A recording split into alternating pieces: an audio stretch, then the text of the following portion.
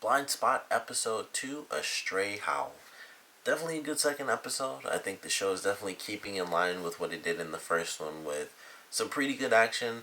This one was definitely more story based as far as what we learn about Jane Doe, who we find out may or may not, most likely will be this missing girl who's now a missing woman, Taylor Shaw, who Weller actually knew as a young kid, and that's seemingly why his name is on her back. And that probably will be the case. It's not like one of those crazy weird things. It could be an insanely epic twist, but I'm pretty sure that's the answer. He even found out, which, excuse me, I mentioned in my review for the premiere.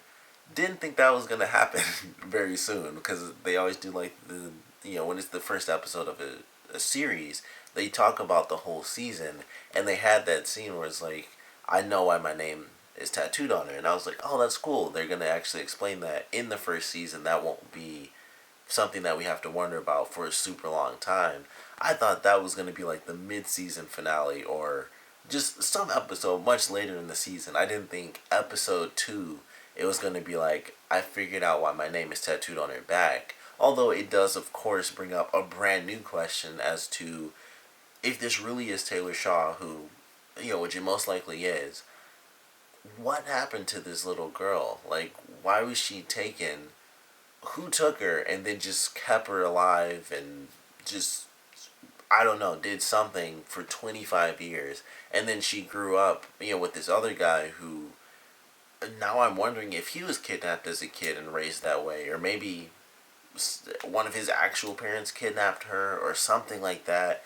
And they were both kind of trained that way, and then he was just maybe he's just a little older, so he was like the big brother and was always better at it, so he was training her to be even better. I don't know, but it answered a question and then brought up a brand new question, which of course it's like it's a crazy mystery show, so that's of course what it's gonna do, and I think it did it pretty well. It was actually very nice to see that take place, and we get this one of the really big answers. Probably the biggest question we had was, why is his name tattooed on her?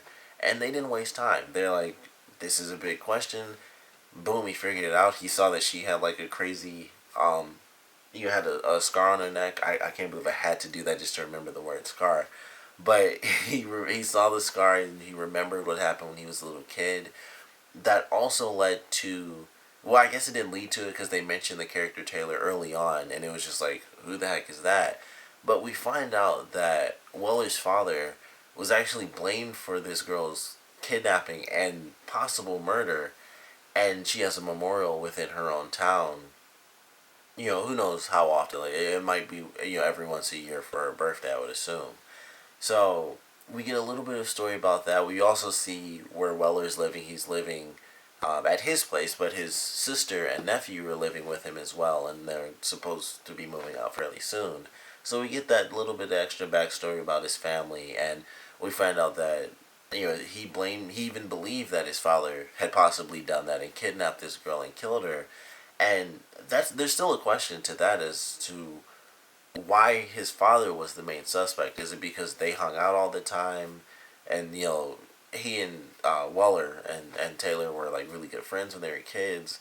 So it's like, oh well, he was the last parent that was there, and maybe that was the case. They were hanging there, they were being kids. They were off in trees and stuff, and then she just went missing after that. And it's like he was responsible, so they just assumed he kidnapped her or something crazy. Like, I don't know. Like, that wouldn't make any sense that people would think that, but I don't know. Like, at this point, I can't think of what could have happened that makes any sense. Because, of course, they would have known, like, oh, your son is pretty much, like, best friends with this little girl. So why would they think this boy, who is, like, the best friend of this girl, his father would be the one to kidnap the girl?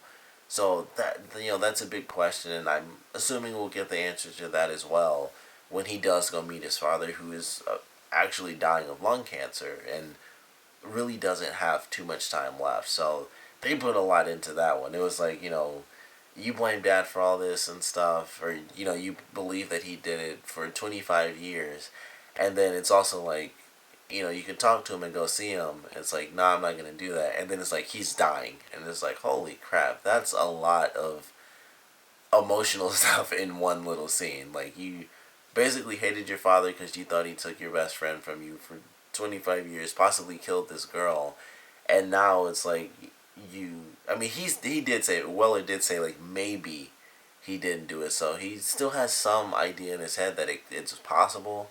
So we really do have to meet, his father and see why would people really think that. But like right after, it's like he's dying too. It's like, holy crap, that's an emotional moment you got to be having, where your sister's kind of just laying it all out for you, and then boom, he's dying as well. Dad's dying. So lots of crazy emotion in that scene. Very well done. I personally felt it was well done, and I just thought it was good to get this backstory. Very just heavy handed on just the emotion in that one scene though, like laying all this stuff out, and then boom, big surprise, Dad's dying. So interesting, and I'm sure we will get to see his father, Weller's father, before he does end up passing away. We might see that in a couple of episodes, but that was really cool. I enjoyed that. I really also enjoyed seeing Jane's new memory, where she was actually in the church and she kills a woman praying and kneeling, a woman who's actually a part of the church. So that kind of added to her character. It made a new dimension for herself, since she's decided to keep it a secret, where she feels that she might have been a bad person. And I feel like that's a very common thing with amnesia stuff, where it's like they find out they were bad, but we can also find out they were good. I mean, she does help people. Like that, as Weller said towards the end of the episode, that's what she does. She doesn't hesitate. She acts. And she acts to help others. It's not to help herself. It's to help other people is when she acts. So, I mean, obviously there's a million different questions. Who knows what the heck is going on. But she did kill this woman. Maybe this woman was actually bad, but we're learning it just as Jane's learning it. We're seeing the memories as she sees them. So who knows exactly how it's all playing out. It could be that she was doing, she killed who knows how many people, but maybe all of that stuff is on file, like we got in the end of the first episode. Just a full-on redacted file. It's like words and then murder, and that was pretty much, it was like two things were in there, and that's it. A case file number and the word murder, and that's it. So maybe all of these crazy kills and stuff that we're going to see her have through flashbacks are actually going to be good. Maybe she was actually training with the Navy SEALs, because as the scientist mentioned early on, it's unorthodox. The methods can be unorthodox, so that might actually, in a weird way, be normal. So, who knows? I highly doubt it, because also the guy did kill the person at the end of the last episode. Highly doubt he's Navy SEALs or anything like that, but who knows? Maybe they went rogue or something. There's just a lot of different stuff in it, but it was really cool to see these flashbacks and stuff. I spent all this time talking. I haven't even gotten to the main story of this episode, which was the sort of military guy who was the second person that they found.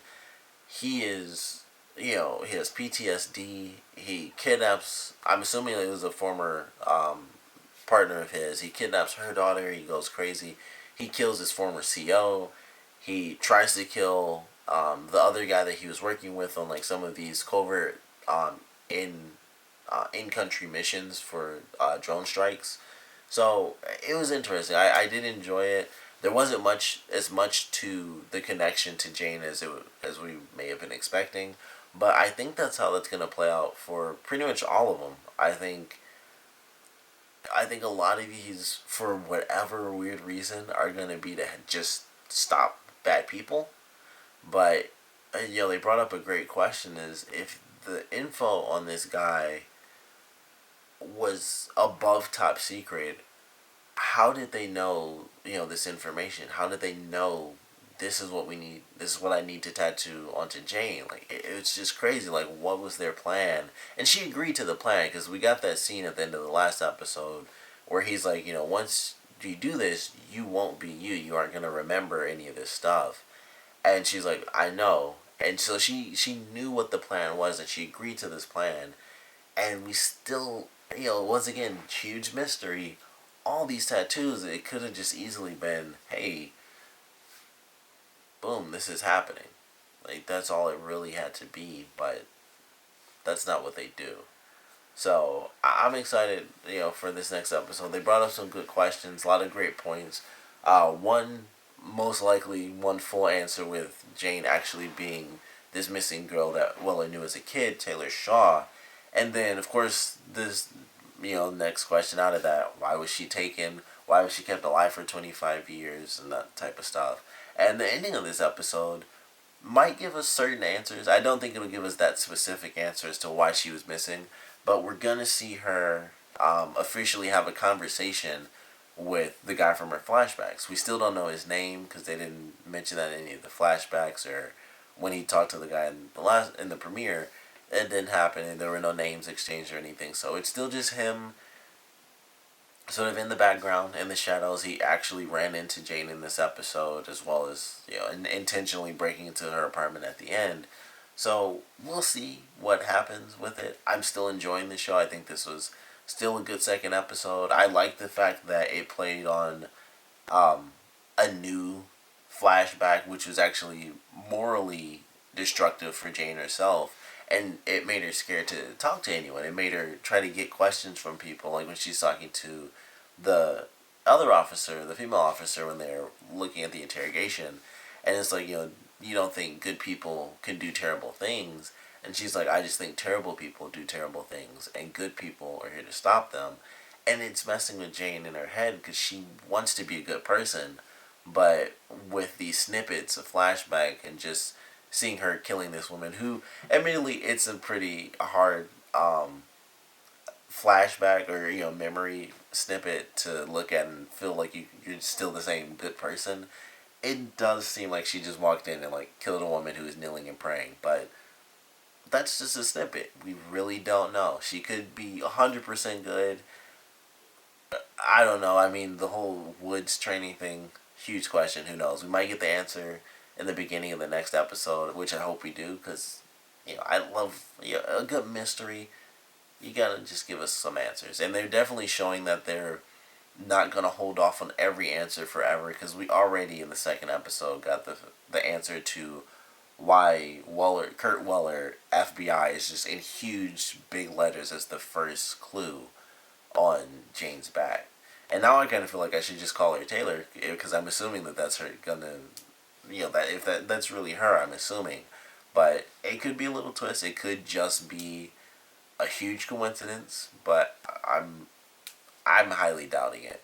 It could be on purpose. I mean, they did scans on it, so they mentioned that it's really old and stuff like that. So it's not like a fake scar or anything like that. So that's definitely not the case, because they would have known that, since they can, if they can find her, U.S. Navy SEALs tattoo under just a black square tattoo, I'm pretty sure they could tell that it was a fake scar. So that's not the case for sure. But I love this episode. I think it was a great second showing for it. I want to, of course, know what you guys thought about this episode, so please comment below. Let me know your favorite parts, your least favorite parts, and what do you guys think happened to Jane when she was a kid? I'm just gonna go with the fact that I think she's gonna end up being Taylor Shaw. Why do you guys think she was taken and kept alive for 25 years and just, boom, she's led into this lifestyle of being a Navy SEAL, being, trained in the forest, just shooting little metal plates hung up between trees. Why did that happen? Why would anyone take this little girl and train her to be like this crazy fighting machine? Like, it just, I don't know. Like, I don't even have a possible explanation that really makes any sense. So I can't wait to see what answer they tell us, but I want to know what you guys thought about this episode, and what little speculations do you guys have, because this is definitely one of those types of shows where we can watch one episode and just speculate, like, I think this, I think that, and that's always really fun to do. So I definitely want to know what theories you guys have based on this episode in conjunction with the last one, some of the flashbacks we got. What do you think they really mean? Do you think they're true interpretations, or, like I said, do you guys think they're just snippets and just, we don't know the full story? Either way, please comment below, let me know, and thanks for watching.